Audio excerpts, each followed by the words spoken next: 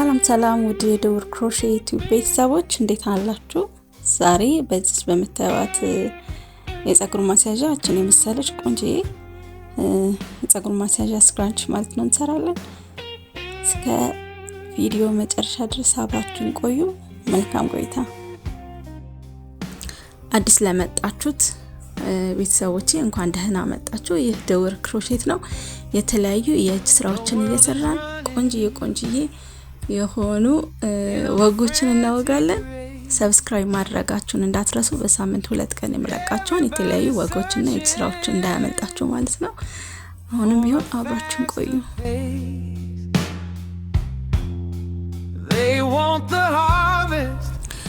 ምናልባትም በዚህ ሰዓት ሁላችንም በየቀኑ ልባችን ውስጥ በዝምታ እየታገል ነው ስላለው አንድ እጅግ ከባድ ግን ውድ ነገር ነው ዛሬ የምናወጋው።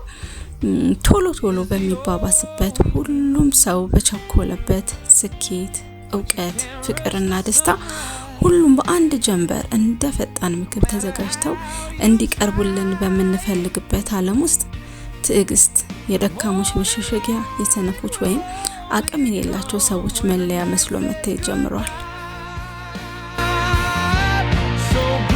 ነገር ግን በትዕግስት እሳት ውስጥ አልፈው ነገሮችን ረግጠው የሚጠብቁ ሰዎች ብቻ የሚያገኟት አንዲት ምስጢራዊና ውድ እንቁ አለች። ዛሬ በህይወታችን፣ በትዳራችን፣ በስራችን፣ ሰላማችን ውስጥ ስለጠፋው የትዕግስት ታላቅ ጥበብና ፍልስፍና በጥልቀት እንወያያለን። በእያንዳንዱ ቃል ውስጥ ራሳችንን እየፈለግን እስከ መጨረሻው አብራችሁን ቆዩ።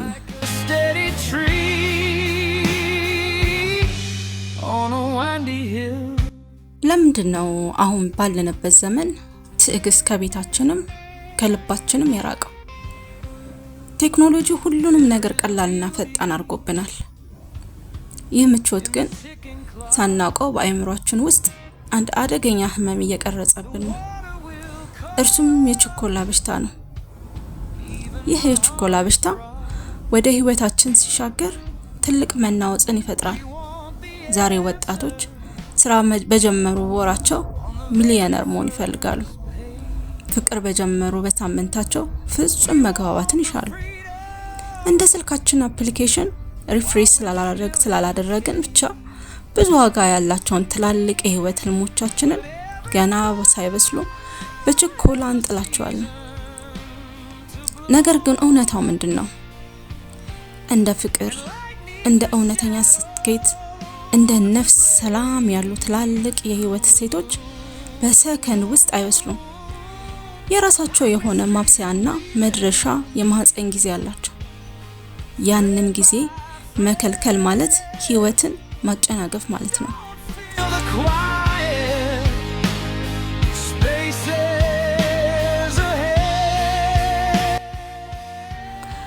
ወደ ማህበራዊ ህይወታችን ስንመጣ የትዕግስት ማጣት መዘዝ ይበልጥ ይጎላል።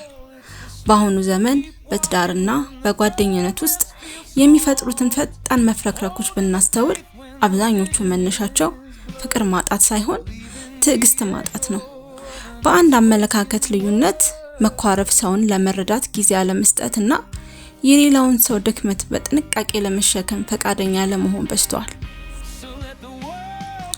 ትዳር ወይም ትልቅ ጓደኝነት ልክ እንደ መሬት ውስጥ ዘር ነው። ዘሩን እንደዘራኸው ወዲያው ፍሬ አይሰጥም። የክረምቱ ቁር፣ የበጋው ሐሩር ታግሶ መሬቱን ሰንጥቆ መውጣት አለበት። እኛ ግን ዛሬ ተክለን ነገ ፍሬ ካላገኘን ብለን መሬቱን በንዴት ስንቆፍረው ዘሩን እናጠፋዋለን። እዚህ ጋር ግን አንድ ትልቅ ሚስጥር ማንሳት አለብን።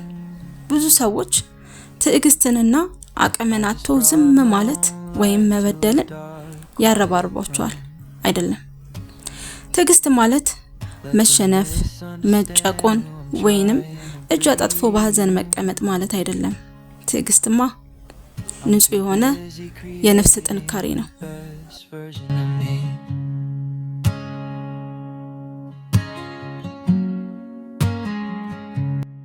በትዕግስት ውስጥ ያለ ሰው በፈተናና በማዕበል መካከል እንኳን ሆኖ አቅጣጫውን፣ ተስፋውንና የውስጥ ፈገግታውን ሳያጠፋ የውስጡን ሰላሙን ጠብቆ መጓዝ የሚችል ጀግና ነው።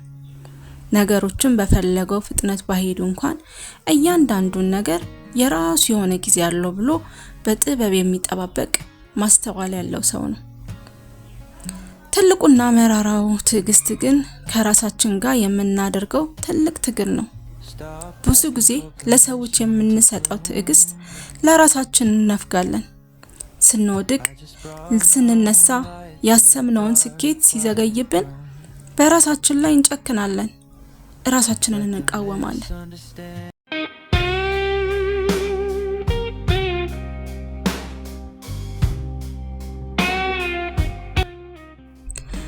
ነገር ግን ራስን መለወጥ ራሱ ትዕግስት ይፈልጋል።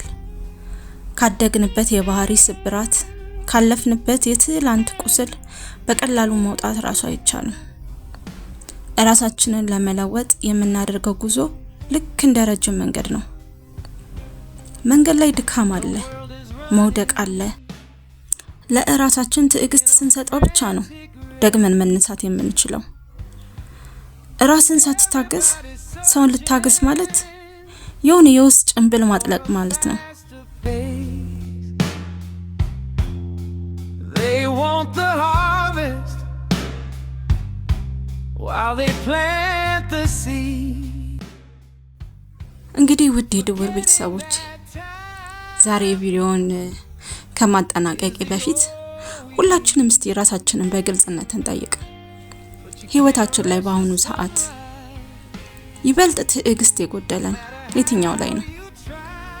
በስራችን፣ በትዳራችን፣ በልጆቻችን ወይስ ከራሳችን ጋር ባለን ግንኙነት ነው? ያንን በችኮላ ዘመን የጠፋውን ውድ እንቁ ፈልገን የምናገኝበትን ልባችንንና ነፍሳችንን የምናረጋጋበትን ጥበብ ይስጠን። በዚህ ወግ ላይ ያላችሁን ስሜት በኮሜንት ላይ በሰፊው እንደምታጋሩኝ ተስፋ በማድረግ ቪዲዮውን ከወደዳችሁት ላይክ ማድረጋችሁን፣ ይህን ወግ የልብ መረጋጋት ለሚፈልግ አንድ ሰው እንዲደርስ ሼር ማድረጋችሁን አትርሱ። እንዲሁም ሰብስክራይብ በማድረግ የድውር የልብ ጓደኛ መሆኑን ይቀጥሉ። በቀጣይ ሌላ ማራኪ ወግና ቆንጆ የእጅ ስራ እስከምንገናኝ በዛሬው መልእክቴ ከልባችሁ ትዕግስት አይጥፋ እያልኩ ሰናበታለሁ። ሰላም ቆዩልኝ።